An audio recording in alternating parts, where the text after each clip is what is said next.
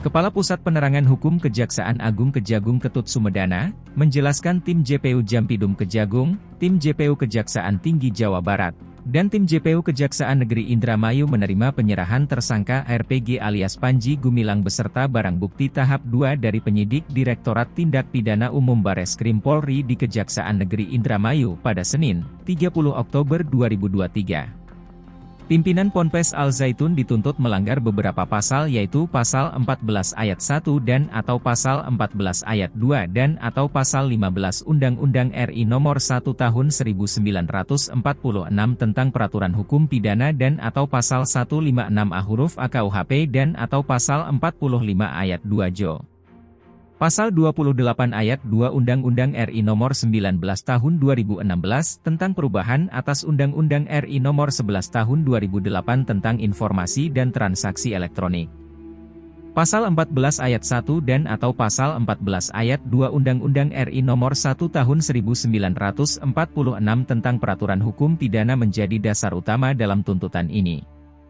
Pasal 14 Ayat 1 menyebutkan bahwa, barang siapa, dengan menyiarkan berita atau pemberitahuan bohong, dengan sengaja menerbitkan keonaran di kalangan rakyat, dihukum dengan hukuman penjara setinggi-tingginya 10 tahun. Pasal 14 Ayat 2 mengatur tentang, barang siapa menyiarkan suatu berita atau mengeluarkan pemberitahuan, yang dapat menerbitkan keonaran di kalangan rakyat, sedangkan ia patut dapat menyangka bahwa berita atau pemberitahuan itu adalah bohong, dihukum dengan penjara setinggi-tingginya 3 tahun. Dalam konteks ini, tuntutan tersebut mungkin terkait dengan perbuatan yang merusak atau menodai fasilitas publik, atau kepentingan umum yang ada di Ponpes Al Zaitun. Selanjutnya, Pasal 15 Undang-Undang RI Nomor 1 Tahun 1946 tentang Peraturan Hukum Pidana juga mencakup dalam tuntutan tersebut.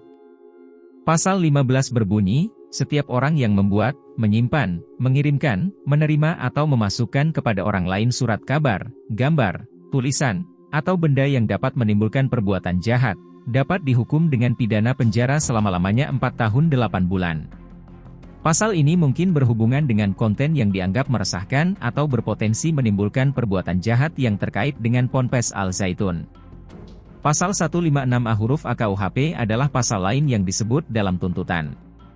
Pasal ini terkait dengan penistaan agama dan berbunyi, dipidana dengan pidana penjara selama-lamanya 5 tahun barang siapa dengan sengaja di muka umum mengeluarkan perasaan atau melakukan perbuatan yang pada pokoknya bersifat permusuhan, penyalahgunaan atau penodaan terhadap suatu agama yang dianut di Indonesia.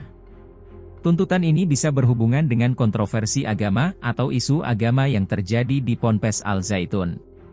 Selain itu, Pasal 45A Ayat 2 Jo. Pasal 28 Ayat 2 Undang-Undang RI Nomor 19 Tahun 2016 tentang perubahan atas Undang-Undang RI Nomor 11 Tahun 2008 tentang Informasi dan Transaksi Elektronik juga menjadi bagian dari tuntutan. Pasal 45A Ayat 2 berbunyi, setiap orang yang dengan sengaja dan tanpa hak menyebarkan informasi elektronik yang memiliki muatan penghinaan dan atau fitnah, dipidana dengan pidana penjara paling lama 6 tahun dan atau denda paling banyak Rp1 miliar.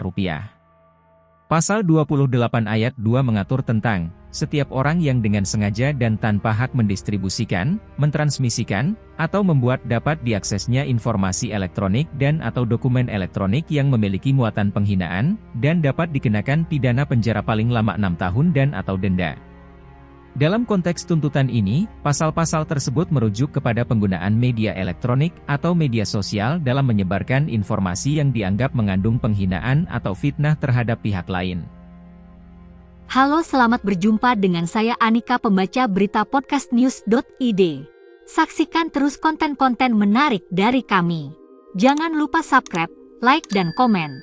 Terima kasih.